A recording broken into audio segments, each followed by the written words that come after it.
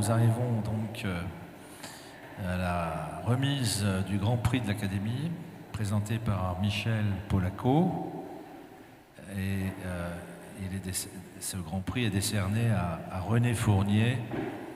Et je vais laisser Michel présenter René Fournier, qui est peut-être en ligne. Je ne sais pas comment ça se passe là, Alors normalement, René Fournier est en ligne par Zoom, je pense. Voilà, donc l'image est C'est fixe. lui qu'on voit. Bonjour, cher René. Voilà. Ah, ben le voilà, devant un beau feu de cheminée. Bonsoir à tous. Certains ont été distingués pour avoir fait voler le Mirage 4 ou le Rafale ou des Airbus, ou pour avoir travaillé sur les facteurs humains, comme l'un d'entre nous ici. D'autres pour avoir participé au succès de l'aventure spatiale, on en a vu aussi aujourd'hui, de la CEREB au désert algérien, de Kourou, à Airbus Defence and Space. D'autres comme Jean Boulet pour avoir détenu et détiennent encore le record du monde d'altitude en hélicoptère. Vous vous souvenez, en juin 1972, avec un Lama à 12 442 mètres, et c'est toujours détenu. Et j'en passe, tant notre Académie réunit et distingue ceux qui ont poussé et poussent les frontières de l'aéronautique et de l'espace. Aujourd'hui plane l'ombre du maître, André Turcat, venu en son temps visiter René Fournier, que nous voyons à l'écran. Il est venu lui rendre visite dans son usine à Nitré et voir son RF-8 qui, à l'époque, était en développement. Nitré, dans le Cher, juste à côté d'Amboise, vous savez, pas loin du Clos Lucé, où d'autres inventeurs, un autre inventeur célèbre, a vécu. Cet immense aviateur et savant, André Turcat, avait distingué les travaux alors menés sur le RF-8 par René Fournier, qu'il trouvait particulièrement intéressant. Et je pense qu'il serait aujourd'hui heureux de le voir distingué en ce jour. Alors d'ailleurs qu'il détient sans aucun doute, notre ami René Fournier, un premier record, puisqu'il est centenaire.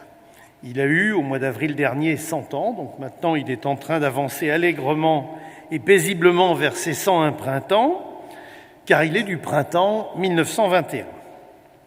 René Fournier a aussi, en son temps, été encouragé par le général Gavoil. Gavoil, vous vous souvenez peut-être que c'était l'ancien chef d'escadrille de Saint-Exupéry dont il parle dans l'un de ses ouvrages dans lequel il raconte sa campagne de France en 1940, pilote de guerre. René Fournier a fait voler son premier avion le 30 mai 1960 à Cannes, le RF-1.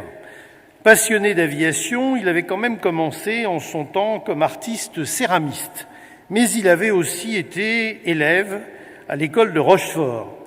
Devenu pilote pendant les années 40 et imprégné du besoin qui existait d'avions simples et pas chers pour former des pilotes, et Dieu sait si on en avait besoin à l'époque, il a imaginé un planeur à dispositif d'envol incorporé, le motoplaneur, et ces appareils se sont succédés du RF-1 jusqu'au RF-10, et certains ont rencontré un authentique succès.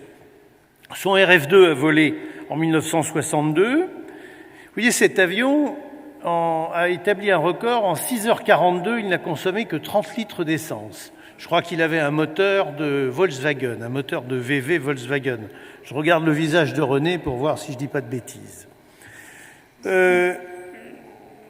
C'est un avion qui pouvait profiter des ascendances. On s'en servait du moteur pour décoller. Ensuite, si on était par exemple dans des régions ou dans des zones météorologiques favorables, on peut toujours, bien sûr, arrêter le moteur et poursuivre son vol.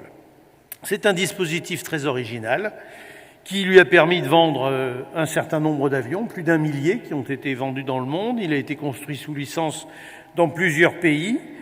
Les Allemands l'ont construit, les Américains, les Brésiliens l'ont construit. Alors le RF-3 a été vendu seulement à 88 exemplaires, mais c'est un avion qui était son premier modèle vraiment à succès. Puis il a été suivi par le RF4, le RF5, le RF6 que j'ai beaucoup aimé, qui était un avion assez classique à train tricycle et non pas train classique, qui était parfaitement adapté pour faire de la voltige, donc c'était un très très bon avion école. Et René Fournier n'a pas eu beaucoup de chance parce que comme il fabriquait des avions qui n'entraient ni dans la catégorie des avions ni dans la catégorie des planeurs, il a rarement, même quasiment jamais, disposé d'aide et de moyens. Pour le RF8, il a eu toutefois une petite aide du CEV, du Centre d'essai en vol. Il avait été présenté par le général Gavoil à l'ingénieur général Bonte, qui a essayé, qui était l'historique patron du CEV, qui a essayé de lui apporter une petite aide. Son pilote d'essai, c'était la plupart du temps Bernard Chauvreau, que je connais bien, qui était un pilote de la compagnie aérienne du Languedoc et qui était aussi l'homme qui essayait les avions de René Fournier. J'étais d'ailleurs présent lorsque, lors d'un essai du RF9 à centrage très fortement arrière, après 14 tours de vrille, il a été obligé de s'éjecter. Et pendu à son parachute, il a vu son avion se remettre en ligne de vol, se poser dans un champ. Pas de chance, il y avait une barrière au bout et l'avion s'est détruit dans la barrière. Mais enfin, voilà. Alors je recommande la lecture du livre de René, Mes rêves, mes combats. C'est un livre dans lequel il raconte sa vie, dans lequel il raconte toute son aventure. Je note qu'il existe un club Fournier international qui réunit aujourd'hui tous les propriétaires d'avions Fournier et qui lui font tous les ans une fête qui est un grand moment d'émotion, et d'autant plus que les années passent et qu'à chaque fois René vient participer à cette fête.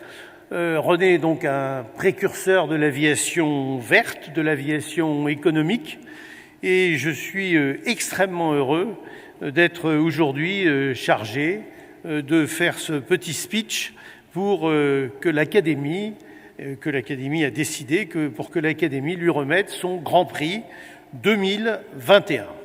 Toutes mes félicitations, René Fournier.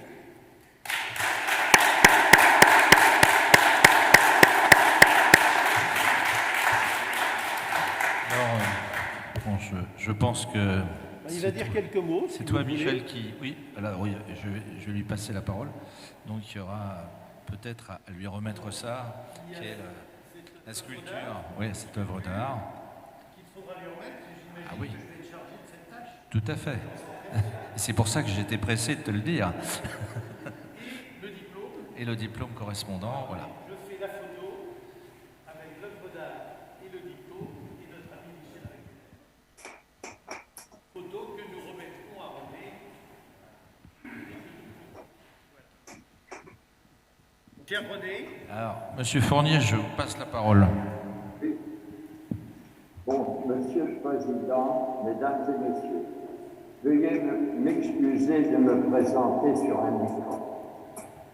Mais vous savez, cela n'arrange pas mon physique de centenaire.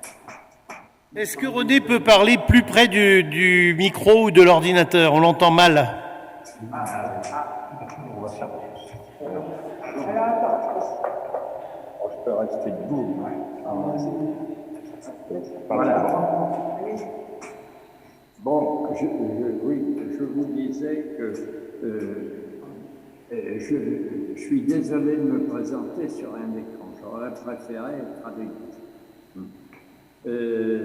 Mais malheureusement, je ne suis pas vacciné, je ne me fais pas vacciner, je ne me serai pas vacciné parce que je suis allergique aux piqûres et aux vaccins.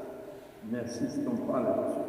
Bon, donc je me présente sur un écran, par un écran, ça n'arrange pas mon physique de santé. Mais comme disait Voltaire, lorsque je me regarde, je m'effraie. Mais lorsque je me compare, cela me rassure. Voltaire disait aussi, la vieillesse se manifeste par trois choses. La première, c'est la perte de la mémoire. Les deux autres, je m'en rappelle. Alors moi, par sécurité, vous comprenez, j'ai préféré écrire ce que je voulais vous dire. C'est un Michel Polaco que vous avez accueilli et je m'en réjouis, je vous le félicite et vous aussi parce que c'est un garçon de grande valeur, aussi professionnel que moral.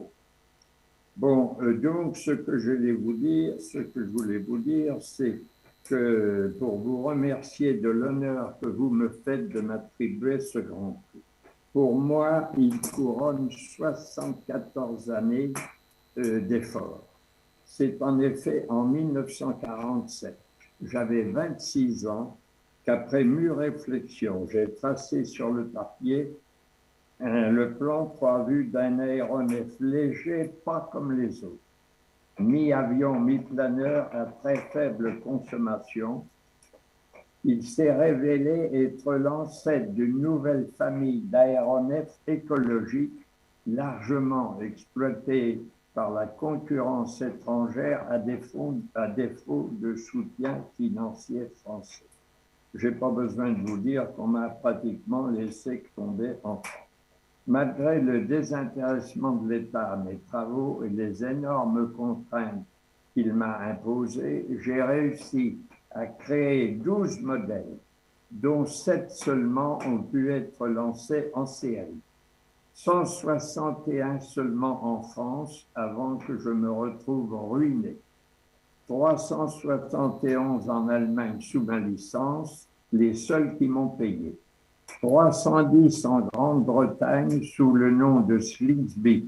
Je vous signale que Slingsby a converti un de mes modèles en composite et ils les ont vendus à l'armée de l'air de plusieurs pays, dont une commande exceptionnelle de 113 machines d'un coup pour 50 millions de dollars par l'US Air Force. Voilà, pas un sou pour Fournier là-dedans, bien sûr. Au Brésil, ça s'est terminé au Brésil avec mon numéro 10, où ils en ont construit près de 200. Voilà. Tous ces appareils volent dans plus de 30 pays. Ils sont très appréciés par leur qualité de vol.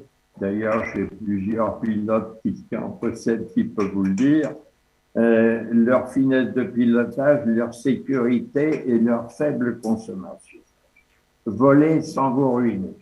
La plupart de leurs pilotes se sont groupés en un club Fournier international. C'est pour moi une vraie famille et un vrai bonheur. En fait, c'est ma vraie réussite.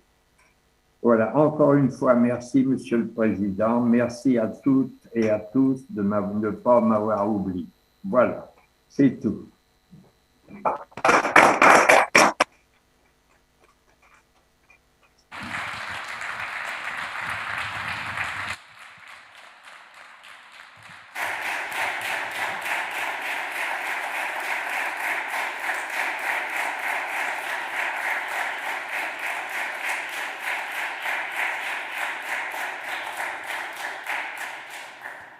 Merci, Monsieur Fournier. Je ne vous ai jamais rencontré, mais je serais très heureux de le faire.